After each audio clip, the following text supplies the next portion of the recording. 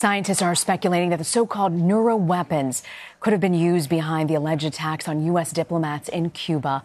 Last year, reports began to surface that American diplomats in Cuba were suffering from symptoms including headaches, ear pain, sleep impairment, and cognitive problems. A similar case was reported in China back in May. A government employee experienced, I'm quoting here, abnormal sensations of sound and pressure. The employee was diagnosed with mild traumatic brain injury and sent back to the U.S. In a teleconference held last week, 4 scientists revealed their latest research on what could have caused the diplomat's symptoms in Cuba. The research was sponsored by the Pentagon. Earlier, I spoke to the D.C. bureau chief at Yahoo News, Sharon Weinberger, about the results. The previous assessment suggested that the damage was likely caused by some sort of what amounted to the equivalent of brain damage. Did the scientists in this study reach a different conclusion? It appears so. You know, it's very confusing because it appears what happened as these sort of facts come out very slowly is that the affected diplomats, or actually U.S. personnel, were first sent to this doctor, Dr. Hoffer in Miami, who did an evaluation. And later, when the State Department decided it was probably a brain injury, the patients were sent to University of Pennsylvania. And what we know is actually mostly because the first publication came out in the Journal of the American Medical Association by the Penn team, and they concluded that it was akin to sort of a mild traumatic brain injury. But now this team in Miami, which examined the diplomats first, is saying, no, it could just be limited to the inner ear. So it's clear there's something of a food fight over who had access to the diplomats and what was the cause of the injury. Yeah, I mean, issue with your inner ear versus your entire brain, it's a huge difference. I want to ask you, though, about the scientists. When they call this a neuroweapon, what is that exactly, and what do they consider to be a neuroweapon?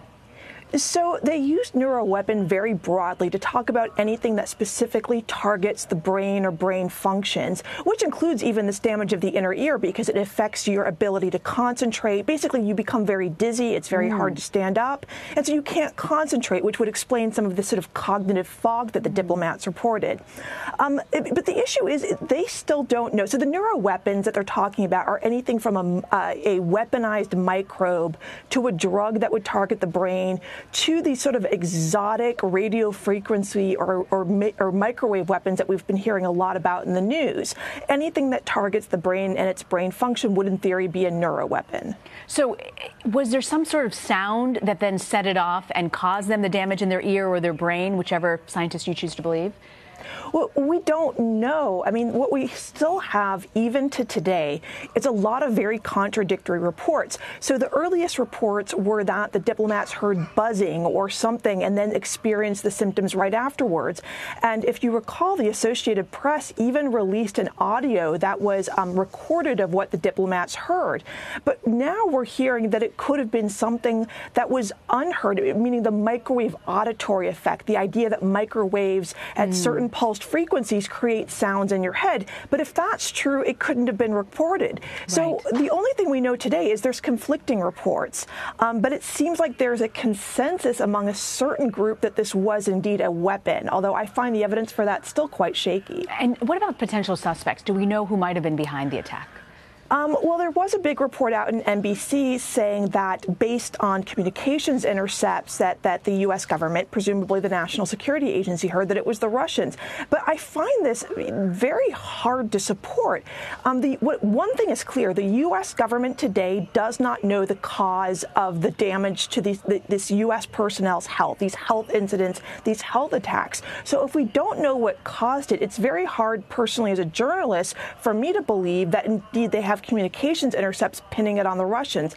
I find this to be, it may be informed speculation on the part of the U.S. government, but it is indeed speculation. I don't believe they know who did it. And, you know, going back to Dr. Michael Hoffer, who was the first doctor to actually examine the affected American diplomats in Cuba, Congressman Eliot Engel has raised concerns about that doctor's involvement. Why is he flagging the doctor? I think his this concern is a very good one to raise.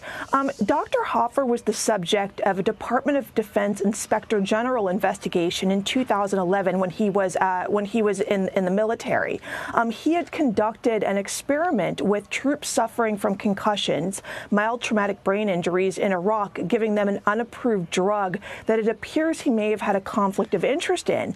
And the DoD's IG came to a very critical conclusion. It was very critical of the study. And so I think the representative's issue is quite valid, that if this is someone who has had this issue raised in the past, why was that your first choice for sending U.S. personnel to?